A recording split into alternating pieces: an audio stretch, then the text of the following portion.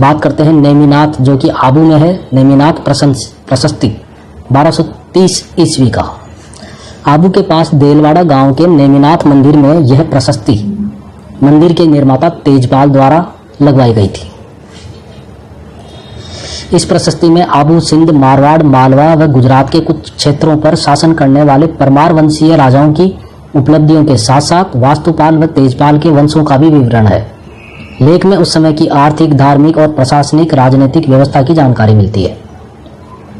श्रृंगी ऋषि का जो शिलालेख है 1428 ईस्वी का, उसकी बात करते हैं। यह लेख एकलिंग जी से 6 मील दूर श्रृंगी ऋषि नामक स्थान पर है। यह संस्कृत भाषा में है। इस लेख में मेवाड़ के महाराणाओं हम्मीर, क्षेत्र सिंह, लक्ष्य सिंह और मोकल की उपलब्धियों का वर्णन है। लेख से भीलों के सामाजिक जीवन की जानकारी मिलती है। मेवाड़, गुजरात, मालवा में राजनीतिक संबंधों की जानकारी के साथ साथ तत्कालीन धार्मिक जीवन की भी जानकारी मिलती है। इसके बाद बात करते हैं गोसुंडी का अभिलेख, काफ़ी इंपॉर्टेंट है। गोसुंडी का शिलालेख नगरी चित्तौड़गढ़ के निकट गोसुंडी गांव से प्राप्त हुआ है। इस लेख में प्रयुक्त की गई भाषा संस्कृत और लिपि कौन सी है? ब्राह्मी। गोसुंडी का शिलालेख सर्वप्रथम डॉक्टर D.R. भंडारकर द्वारा पढ़ा गया और यह राजस्थान में वैष्णव या भागवत संप्रदाय से संबंधित सर्वाधिक प्राचीन अभिलेख है। इंपॉर्टेंट है यहाँ पर। इस अभिलेख से यह पता चलता है कि उस समय तक राजस्थान में भागवत धर्म लोकप्रिय हो चुका था। इसमें भागवत की पूजा के निमित्त शिला प्राकार बनाए जाने का वर्णन है और यह अभिलेख 2री शताब्दी ईसा पूर्व का है। यह लेख कई शिलाखंडों में टूटा हुआ है। इसके कुछ टुकड़े ही उपलब्ध हो सके हैं। इसमें एक बड़ा खंड उदयपुर संग्रहालय में सुरक्षित है।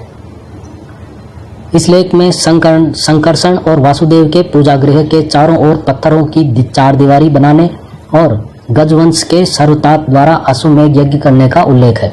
इस लेख का महत्व 2री शताब्दी ईसा पूर्व में भागवत धर्म का प्रचार, संकर्षण तथा वासुदेव की मान्यता और अश्वमेध यज्ञ के प्रचलन आदि के लिए है।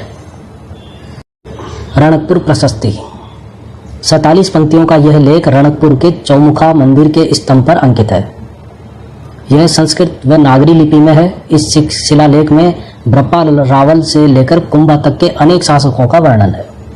इस प्रशस्ति में कुंभा की विजयों तथा विरोधों का वर्णन है। विरुद्ध दोस्तों, विरोधों के बारे में आप जानते हो और नहीं जानते तो मैं बता दूं आपको कि किसी भी राजा को अलग अलग उपाधियों से नवाजा जाता था।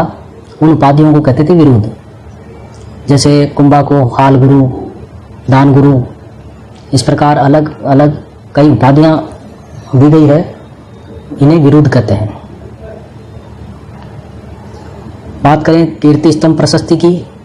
इस प्रशस्ति में कुंभा को दान गुरु, शैल गुरु और राजगुरु आदि विरोधों से पुकारा गया है। इस प्रशस्ति में कुंभा द्वारा रचित चंडी शतक, गीत गोविंद की टीका और संगीत राज आदि का भी इसमें विवरण दिया गया है। इस प्रशस्ति में हम्मीर, खेता और मोकल की उपलब्धियों के बाद महाराणा कुंभा के द्वारा सपाद लक्ष्य, नराणा, बसंतपुर और आबू को जीतने का वर्णन किया गया है। कुंभा की सेना जिन जिन रास्तों से गई उन रास्तों का भी इसमें बहुत अच्छे तरीके से इसमें वर्णन किया गया है, जो कि हमें उस समय के रास्तों के बारे में जानकारी देता है। चित्तौड़ के किले में स्थित कीर्ति स्तंभ की शिलाओं पर उत्कीर्ण श्लोकों को सामूहिक रूप से कीर्ति स्तंभ प्रशस्ति कहते हैं। वर्तमान में केवल 2 ही शिलाएं बची है।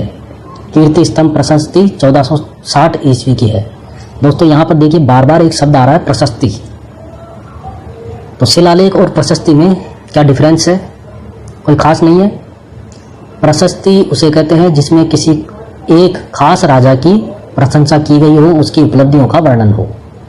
जैसे कीर्ति स्तंभ प्रशस्ति है तो यह महाराणा कुंभा के बारे में जानकारी देती है, उसी की महिमा में बनाई गई है, तो इसलिए इसे प्रशस्ति भी कहते हैं। बात करें बीकानेर शिलालेख की, और इसे राय सिंह प्रशस्ति भी कहते हैं क्योंकि ये राय सिंह महाराजा, वहाँ के जो बीकानेर के राजा थे राय सिंह, उन्हीं के ऊपर आधारित है और उन्हीं के समय में ये लगवाई गई।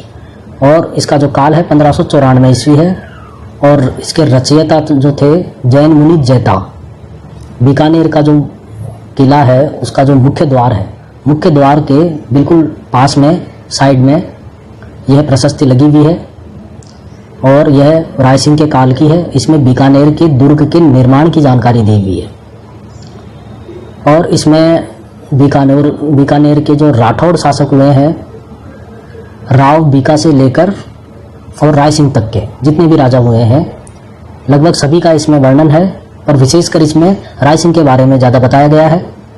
राय सिंह द्वारा देखिए काबुली, सिंधी जो थे और कच्छी, जो कच्छ के जो राजा थे, उन पर विजय का वर्णन है। राय सिंह की धार्मिक और सांस्कृतिक उपलब्धियों का भी इसमें वर्णन है। उनके द्वारा किए गए कार्य, उनकी उपलब्धियां विशेष तौर से इसमें बताई गई है। आमेर के शिलालेख की बात करें 1612 ईस्वी का, तो आमेर के जो कछवाहा शासक थे, उन शासकों का इतिहास जानने के लिए यह शिलालेख बहुत इंपॉर्टेंट है। इस लेख में कछवाहा शासकों को रघुवंश तिलक कहा गया है। इसमें पृथ्वीराज, भारमल, मानसिंह और भगवंत दास, इनका उल्लेख है विशेष तौर से। इस लेख में मानसिंह को भगवंत दास का पुत्र बताया गया है। कई बार परीक्षा में पूछा जाता है ये। तो आमेर का जो लेख है, शिलालेख है, उसमें यह बताया गया है कि मानसिंह जो थे वो भगवंत दास के पुत्र हैं। मानसिंह द्वारा जमवा रामगढ़ के दुर्ग के निर्माण के बारे में भी बताया गया है। अब बात करते हैं मेवाड़ के एक प्रसिद्ध राजा राज सिंह के बारे में। तो उनके द्वारा एक प्रशस्ति लगवाई गई जिसे हम राज सिंह प्रशस्ति के नाम से जानते हैं। और यह जो प्रशस्ति है राज सिंह के द्वारा ही बनाई गई एक प्रसिद्ध राजसमंद झील के किनारे पर स्थित है। और महाराणा राज सिंह के आदेश पर ही रणछोड़ भट्ट ने संस्कृत में महाकाव्य की एक रचना की और इसी महाकाव्य को उन्होंने 25 बड़ी बड़ी श्याम रंग की, काले कलर की शिलाओं पर उत्कीर्ण करवाया और राजसमंद झील के किनारे पर इसकी स्थापना की गई, जिसे राज प्रशस्ति कहा जाता है। संस्कृत के साथ ही इसमें देखिए कुछ फारसी और कुछ स्थानीय शब्दों का भी इसमें प्रयोग हुआ है। वैसे मुख्य रूप से जो ये शिलालेख है संस्कृत में है, लेकिन इसमें कुछ स्थानीय शब्दों का भी और फारसी शब्दों का भी प्रयोग किया गया है। इस प्रशस्ति में मेवाड़ के प्रारंभिक राणाओं के साथ साथ प्रताप, कुंभा आदि राजाओं का भी विवरण है। मानसिंह और प्रताप के बीच में जो कटुता थी उसका वर्णन है। हल्दी घाटी युद्ध में शक्ति सिंह की जो भूमिका रही उसका बहुत अच्छा वर्णन इसमें किया गया है।